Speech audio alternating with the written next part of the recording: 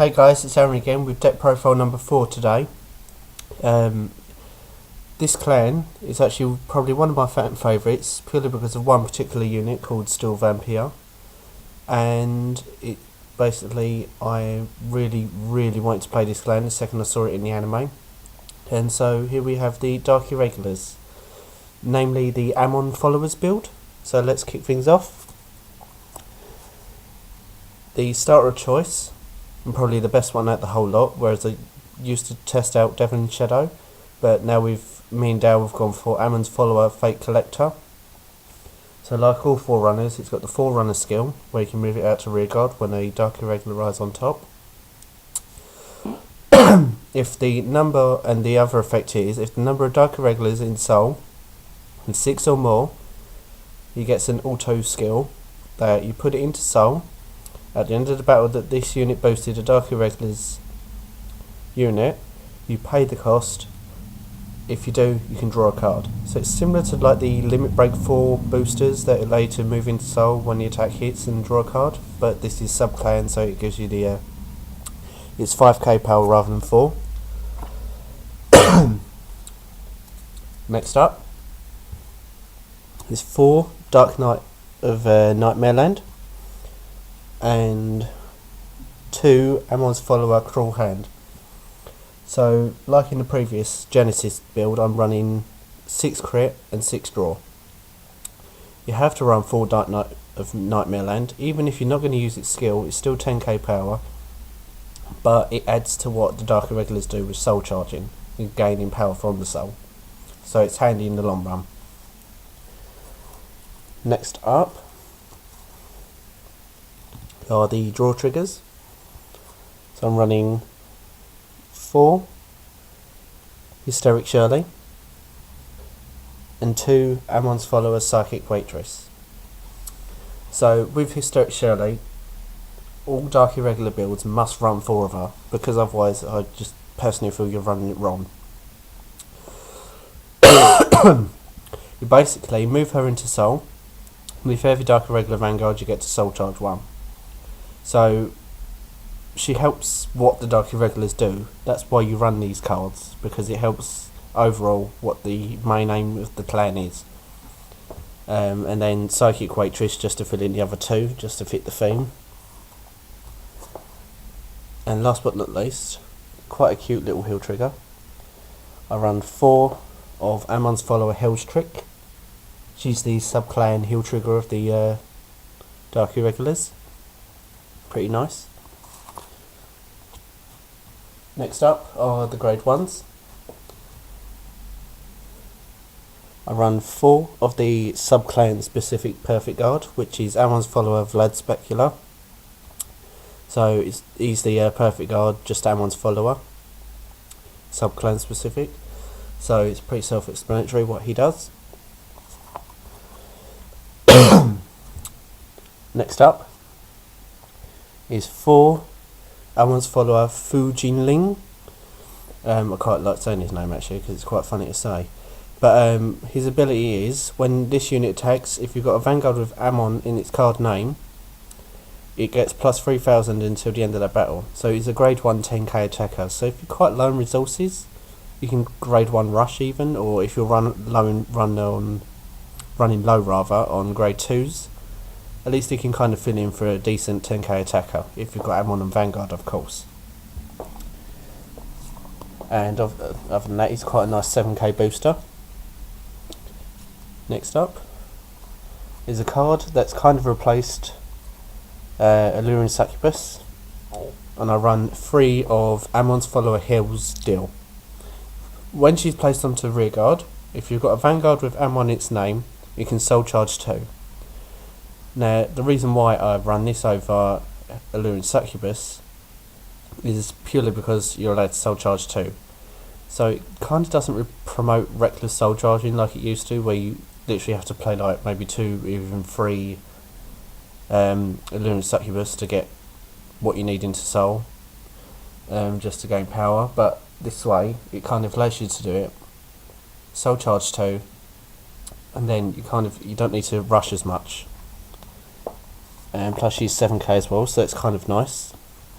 Next up, and last but not least of the grade 1s, I run 3 Yellow Bolt. Now, the reason why I run him is purely because I feel he's the ideal lock target for Amon reverse, in a similar vein to Tank Mouse for Leopold reverse, because at least you can use this effect to rest himself, and you can soul charge 1 and then you can lock him. So at least you'll be able to get some use out of him before locking.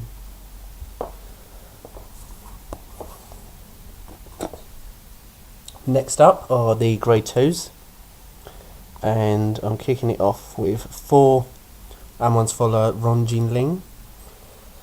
Similar to the grade 1 Fu Jinling, this one is base 9000, and if you've got a Vanguard with Amon in its name and it attacks, he gains 3000, so he's the 12k attacker of the sub-clan for the Dark Irregulars. So he's pretty nice artwork as well, I think, and yeah, so it's pretty standard in certain builds where you've got sub-clans.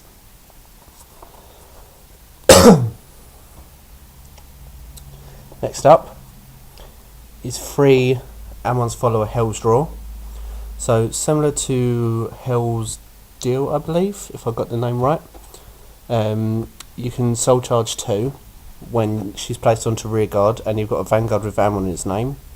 So this kind of defeats the object of playing Flirtatious Succubus, which is a grade 2 version of Alluring Succubus. So yeah, so it kind of allows you to get 6 in soul a lot easier and quicker, rather than long drawn out ways that you used to do in the old days when the game was in its infancy. And next up we have Amon's follower Psycho Grave. Now, not many people actually run this guy, but when me and Dale tested it out, it's actually quite optimal.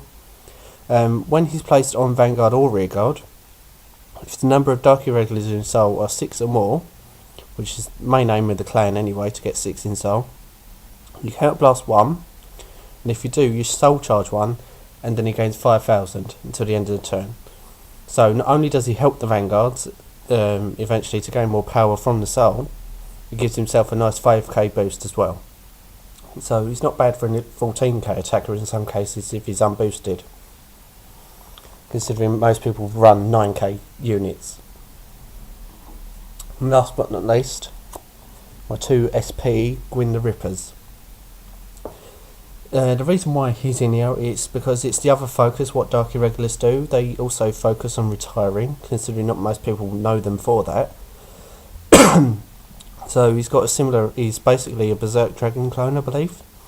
So when he's placed on Vanguard or Rearguard, if you've got a Dark Irregular Vanguard, pay the cost to count blast in 2, and if you do, choose one of your opponent's grade 2 or less Rearguards and retire it. So you can kind of clear the field of problem units like Special Intercepts or other units you don't want to attack you next turn, like other sub-clan 12k attackers or anything like that. So it's pretty handy for getting rid of problem cards. So that's it for the grade 2s. Next up with the grade 3s, and I run 2 King of Mars Dantarium. Now most people just go straight for the cross ride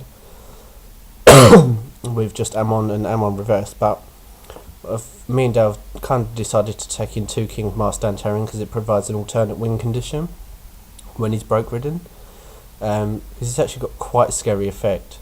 When a Dark Irregular rides this unit, choose your Vanguard, and until the end of the turn, that unit gains 10,000, and you can choose up to 3 of your Dark Irregular units, like Rearguards rather.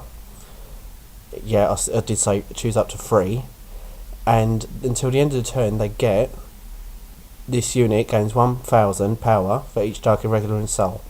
So this basically gives the 3 Rearguards of your choice the ability of the Irregular Amon, which is actually quite scary considering you can actually get columns of like up to 50,000. So it will weed out the perfect guards if the opponent's got them, or it will probably be like a final turn in some cases. So it's actually a really good pressure unit. But we only run the 2 because we kind of want to focus on Amon as well.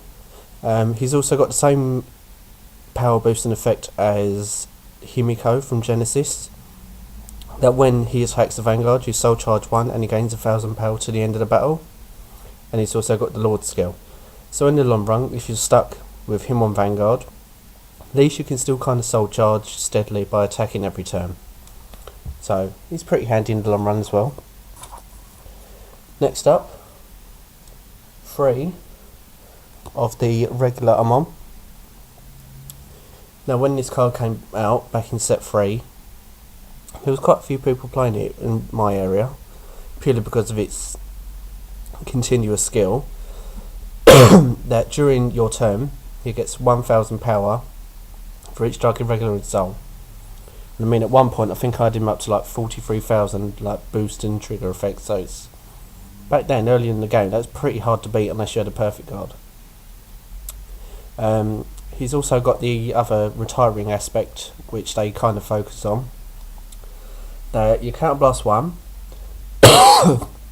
you move a Dark Irregular rearguard and put it into your soul, which is the cost. Your opponent chooses one of their own rearguards and retires it. Now the only problem is, with using this skill, if you're facing Great Nature and they've got Stamp Otter, they can literally just choose to choose Stamp Otter, as it can't be retired. But other than that, it's pretty good for getting units off the field, minusing your opponent, so it's not that bad. Because obviously then powers himself up, so it's adding more pressure every time he uses it. And last but not least, the main unit of the deck, and that is Demon Marquis Amon Reverse. It's got quite a nasty effect, that you choose one of your Dark Irregulars, rearguards and lock it, which is what I alluded to earlier with Yellow Bolt, because then you can rest it, soul charge it, then lock it. And then the main effect is this unit gets plus 1000 for each Dark Irregular in Soul, so like Irregular Amon until the end of the turn. And if the number of Dark Irregulars in Soul is 6 or more, he gains an extra critical until the end of the turn. So he's basically normal Amon, but he also now gets a critical boost. So it's actually quite scary if you're broke ridden and you've got normal Amon in Soul. You basically can't use that ability for the rest of the turn, so you can't use it multiple times. Like Dark Lord of Abyss, where you used to be able to stack and you used to be able to get 2,000 for every card in Soul.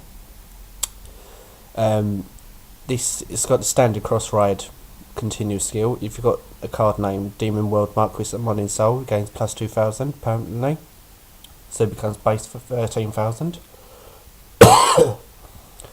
And the last skill is Lord, so he's got the Lord key skill like all other certain grade 3s that have got it. It's actually a pretty good deck. I've yet to test it myself. I've had other people play it against me, so just to see if I can work any bugs out and see if there's any ways to beat it. Me and Dale do think this is actually pretty optimal for what the deck can do. There are quite some bad builds out there, but we feel this is probably one of the best out there as far as we can say. It's actually been doing pretty well in testing.